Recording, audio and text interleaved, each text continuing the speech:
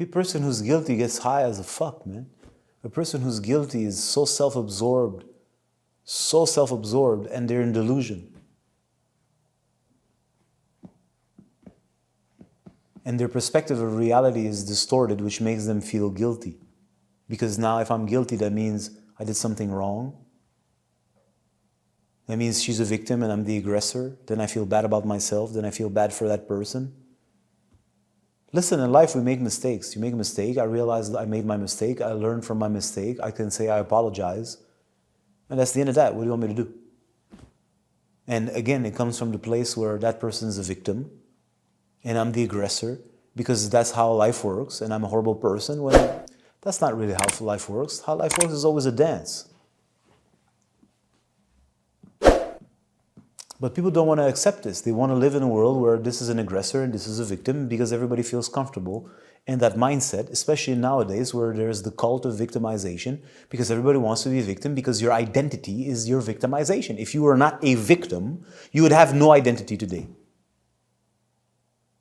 Just look, go on Twitter. All you have are victims. Even if they're empowered victims. If they were not victims of some idiot or some group that is dumb or some group that is off, what would they have to say? I said this at the very beginning of this so-called pandemic. I said, look, now there's a so-called pandemic, and then you have all these people who are upset at the pandemic. If they wouldn't have, and they're all coming together because of that, and they're all rallying together, freedom and all. This is really, it's a beautiful dream when you look at it and you go into it. It's beautiful. Yeah, from that point of view. Yeah, but if we remove that, you will never have any moment of harmony amongst yourselves. And your whole identity is based on the fact that you're victims of this horrible oligarchic elite governmental takeover. And now you have a fight for your lifetimes, which has been written in the Bibles. And there you go, man. Your whole personality and your self-aggrandized idea of yourself is like, boom, it's our moment. We've been waiting all our lives, and our forefathers and our ancestors, and yes. And listen, who am I to say anything? I'm just a clown. Don't worry about it. But it seems pretty obvious from my point of view. And if you understand what I'm trying to say, is that zoom out of the storyline and understand life as polarity and gender meaning plus minus male female. That's the way the energy moves. There's no such thing as a victim or an aggressor, which means that would also need to apply in regards to the so-called oligarchs, so-called elites, so-called top people, and you, which in other words would mean that you're creating this. But you couldn't understand that, because you would have to dive deep into the rabbit hole. And you're not going to do that. And reading David Icke's book, saying something similar than that, because we're all one and everything is consciousness from a dot in the middle of nowhere that is infinitely dotted, right? Reading this is not going to, it's like, let me say, check this out. I'm going to repeat the mantra of water, water, water, water, water. Does saying the word water appease my thirst? Absolutely not. So saying we are all one doesn't make you all one. So what I'm trying to say is that it's not because you think you understand it intellectually, you understand the concept of it, that you have the actual experience of it, even though your own mind can delude you and make you pretend to believe that you are all one, wherever this nonsense is.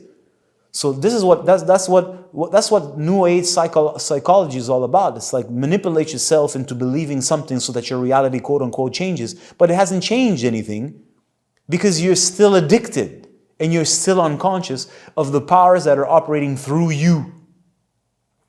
And if this was as simple as taking a simple workshop for half a weekend plus a Monday for only $2,997, if it was as easy as that, then the whole world would be enlightened, considering that you can buy self-help books everywhere. You go to the 7-Eleven, you go to the gas station, there's a self-help book. Tony Robbins is at the gas station. The world is inundated with self-help, and what do we see? We've never seen humanity be so fucking dumb. So what does that say? There's something that's awakening, but whatever is awakening is not what you think.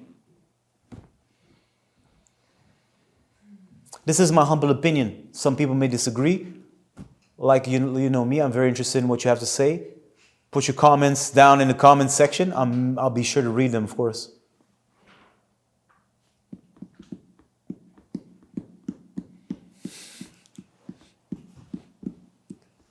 Do I look like I care? And this is an honest question. Do I look like I care about what you think? I don't think so. I don't care. So, anyways, I needed to just verify this with you. Do I look like a guy that cares what your opinion is? If I do, you put a comment.